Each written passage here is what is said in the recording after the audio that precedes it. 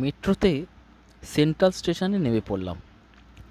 নেমে হাঁটতে শুরু করলাম এই বউবাজার মোড় ধরে সোজা লালবাজারের দিকে। অনেক দিন পর এই রাস্তা ধরে আমি হাঁটছিলাম, তাই মেলাবার চেষ্টা করছিলাম যে আগের দেখা কিছু স্মৃতি যদি মেলে। কিছুটা মিল ছিল, কিন্তু বেশিরভাগটাই একটু অমিল। তবে হ্যাঁ, পথের ধারে সারি সারি চশমার দোকান, সেগুলো কিন্তু ছিল।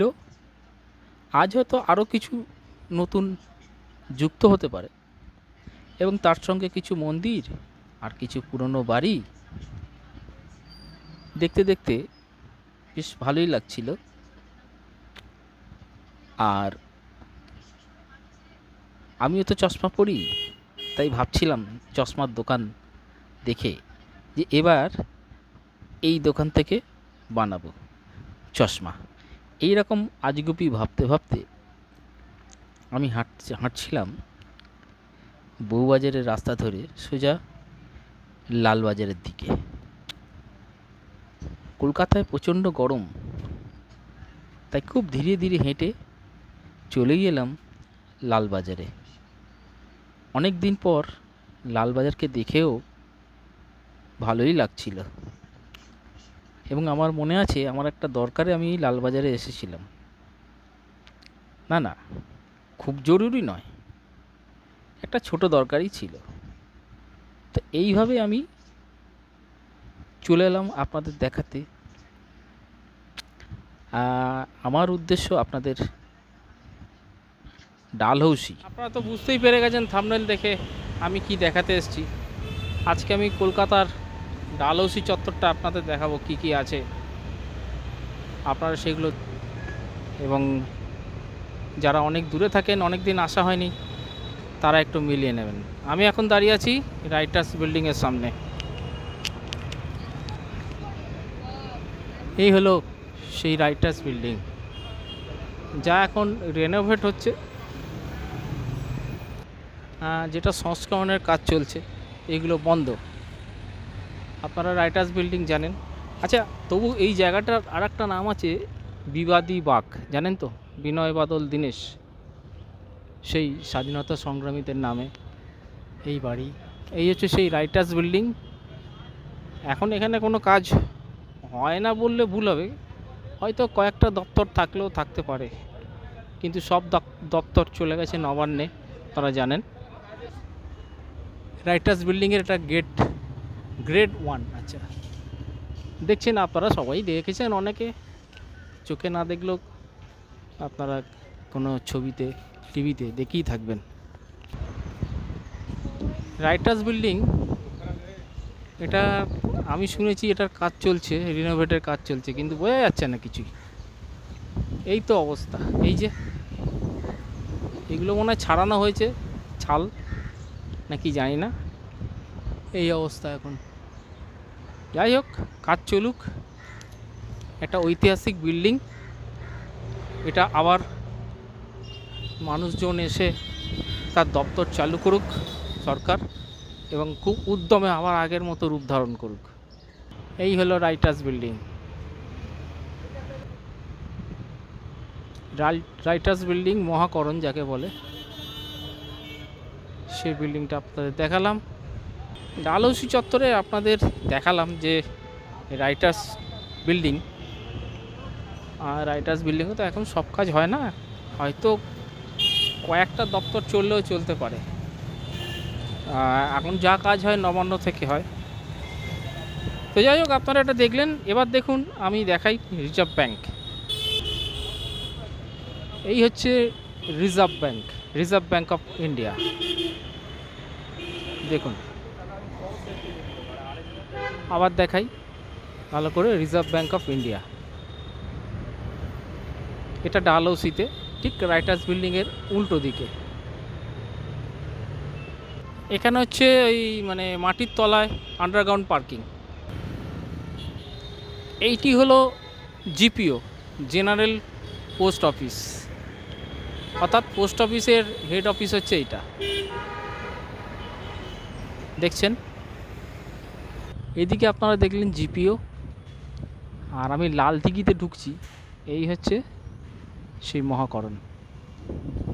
আমি লাল দিঘি, জানেন ডালহৌসিতে লাল দিঘি। ওহো, বটগাছটা দেখুন, অসাধারণ না, কত পুরনো, শাখা পোশাকা দেখলেই বোঝা যায়। যাই হোক, লাল দিঘি দেখে আসি, অনেক পুরনো, বেশ ভালো লাগে। কলকাতার এই এই জায়গায় ঢুকলে সত্যি খুব ভালো লাগে। প্রচুর মানুষ এই গরমে, কলকাতায় প্রচুর গরম, একটু আরাম পেতে অবশ্যই এখানে গাছের তলায় বসাটা খুবই আরামদায়ক। এই হচ্ছে লাল দিঘি,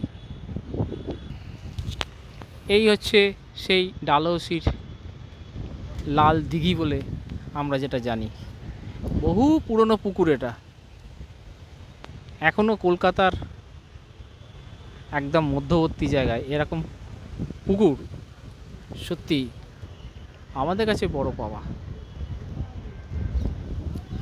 আপনারা সবাই দেখেছেন, আগে ওপেন ছিল, চারিদিক থেকে দেখা যেত। এখন যেহেতু একটু ঘেরাটোপের ভেতরে চলে গেছে, আমি আপনাদের দেখিয়ে রাখলাম যে লাল দিঘি কিন্তু বুঝিয়ে দেওয়া হয়নি, সেটি কিন্তু এখনও আছে। ডালহৌসি চত্বর খুব হাই সিকিউরিটি জোন, জানেন। এখানে বড় বড় দপ্তর রয়েছে, সব জায়গার ছবির তোলাটা এখানে নিষিদ্ধ আছে। আমি যেটুকু পারবো তোলার মতো আমি সেগুলো তুলে আমি আপনাদের দেখাবো, আপনারা সেটা দেখবেন। এবং এটা বলি, বেঙ্গলি প্রান্তস ব্লগ চ্যানেলটিকে আপনারা অবশ্যই সাবস্ক্রাইব করুন, লাইক শেয়ার কমেন্ট করুন, আর আমার সব ভিডিওগুলো দেখতে থাকুন। আমি আপনাদের সমস্ত কিছুই দেখাবো, হয়তো পুরো পারবো না, কিন্তু যতটা সম্ভব আমি দেখাবো। জিপিওর খুব ভালো ছবিটা এখান দিয়ে এলো, তাই আমি তুললাম, আপনারা দেখে নিন।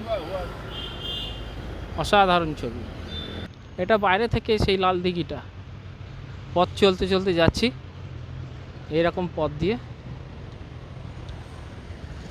ওইদিকে মানে ঠিক জিপিও, ওই দেখা যাচ্ছে ফাঁক দিয়ে জিপিও,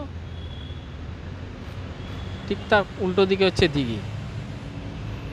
আমরা এইরকম পথ ধরে যাচ্ছি, যেতে যেতে খুব বাজে গন্ধ আসছে, কারণ কি বলবো, পথটাকে একটু নোংরা করে রেখেছে, তারা জানি না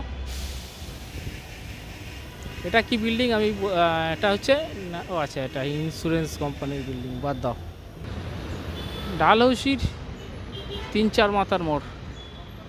আমি এখন চলে এসেছি ব্যাংসাল কোর্টের একদম সামনে। এটা হলো সেই ব্যাংসাল কোর্ট, আপনারা দেখতে পাচ্ছেন। যারা এদিকে এসছেন তারা চিনবেন, যারা আসেননি তারা আমার এই ছবি দেখে চিনুন। দেখছেন ব্যাংসাল কোর্ট, আপনারা সবাই টিভিতে দেখে থাকবেন। সচরাচর কোর্টে যারা এসছেন বা এখানে যারা আসেন তারা তো চেনেন, যারা কোর্টে খুব একটা আসেন না তাদের জন্য দেখালাম। আমি দূর থেকে আরেকটু ভালো করে দেখিয়ে দিলাম, এটা ব্যাংসাল কোর্ট। অল্প অল্প করে সব দেখায়, অনেক কিছু দেখানো যাবে না, অনেক জায়গায় রেস্ট্রিকশান আছে, ছবি তোলা যাবে না। ভাই, গাড়ির লাইন লেগে গেছে। আমরা চলে এলাম হাইকোর্ট। আমি এইখান থেকেই দেখাই, কেননা এগুলো সব রেস্ট্রিক্টেড এরিয়া। হাইকোর্টে রিনোভেট চলছে, কাজ চলছে। এই সেই আমাদের রাজ্যের সব থেকে বড় কোর্ট, হাইকোর্ট। আমি আপনাদের দেখিয়ে দিলাম, এই হলো কলকাতা হাইকোর্ট। হাইকোর্টকে আপনারা একদম দেখছেন আমার ক্যামেরায়, টিভিতে দেখে থাকবেন আপনারা যারা দেখেননি। এই হলো বিধানসভা ভবন, হাইকোর্টের পাশেই, দেখে নিন। ডালহৌসির এই ভিডিওটা আমি আপনাদের হেঁটে ভিডিও করে দেখালাম, যতটা সম্ভব আমি পারলাম করলাম। আর এখানেই আমি শেষ করছি। সঙ্গে থাকবেন, বেঙ্গলি প্রান্তস ব্লগ চ্যানেলটিকে সাবস্ক্রাইব করবেন, লাইক শেয়ার কমেন্ট করে দেবেন। অনেক ধন্যবাদ।